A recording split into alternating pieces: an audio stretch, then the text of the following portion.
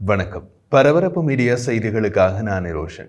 உக்ரைனின் ஆயுதப்படைகளின் 11வது ராணுவ விமானப்படையின் செய்தி சேவை அதன் Mi-24V தாக்குதல் ஹெலிகாப்டர்களின் போர் பயணங்களில் ரஷ்யா உக்ரைனுக்குள் தாக்குதல் நடத்த அனுப்பும் ஷாஹிட் 136 அல்லது 131 நீண்ட தூர ஆளற்ற விமானங்களை இடைமறைத்து அளித்ததை காட்டும் காணொளியை வெளியிட்டுள்ளது.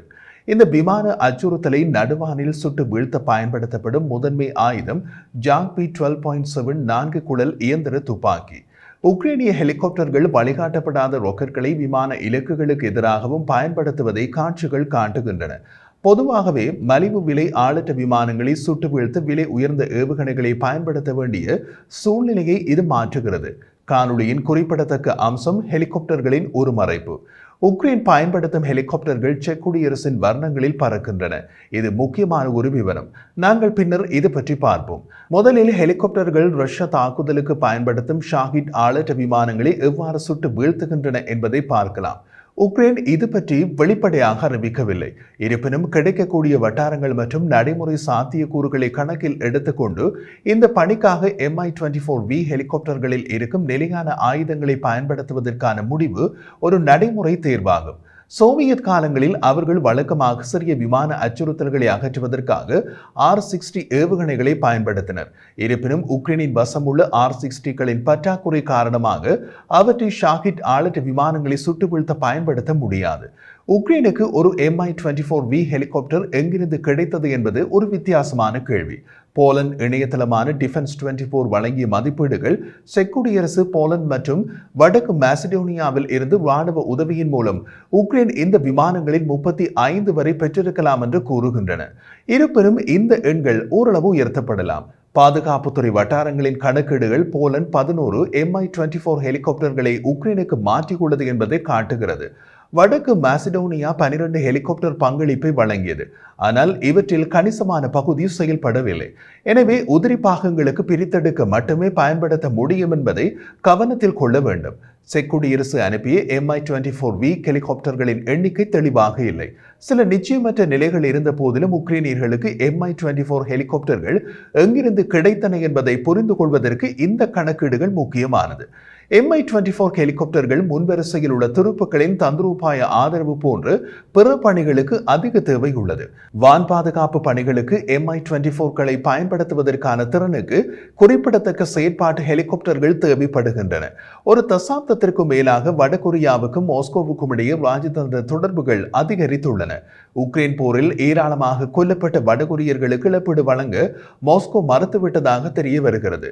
DPRKயில் தங்குவது தொடர்பான இவை அனைத்தும் முற்றிலும் இலவசம் என்றார். இருப்பினும் வடகொரியாவில் ரஷ்யர்கள் மீதான அன்பான அணுகுமுறை இருப்பதாகவும் இரு நாடுகளுக்கும் இடையேயான வேலைகளில் பல கூட்டு மாணவர் மற்றும் வேலைவாய்ப்பு திட்டங்களை குறிப்பிட்டதாகவும் கூறப்படுகிறது.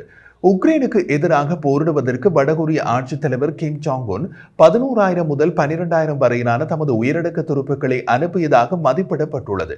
வடகொரியாவின் ஈடுபாடு அதன் துருப்புக்கள் மதிப்புமிக்க போர் அனுபவத்தை பெற உதவும் என்று மேற்குலகில் கவலைகள் எழுந்தன.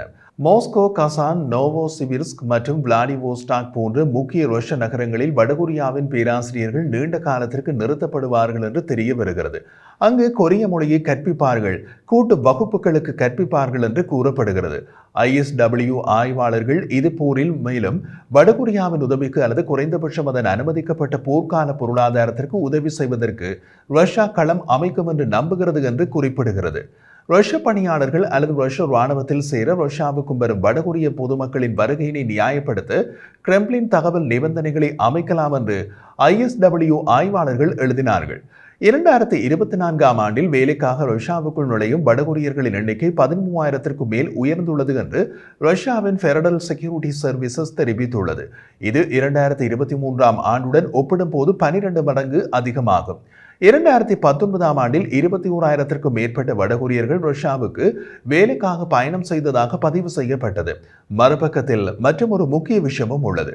ரஷ்யா மற்றும் உக்ரைனுக்கான ஜனாதிபதி டொனால்ட் ட்ரம்பின் சிறப்பு தூதர் ஐரோப்பிய நட்பு நாடுகளுடன் கலந்தாலோசிப்பதற்கான அமைதி திட்டம் குறித்த தனது பணியை நிறுத்தியுள்ளார்.